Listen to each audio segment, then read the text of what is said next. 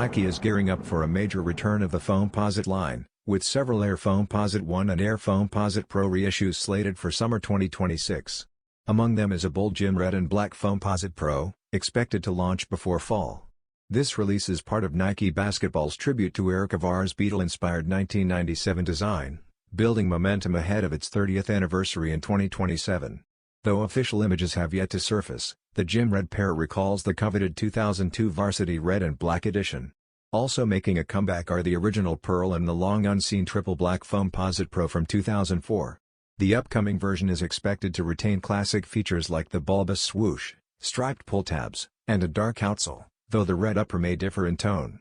Forgotten by casual fans but treasured by loyalists, these retros signal a strong revival. Stay tuned for Nike.com release info and photos.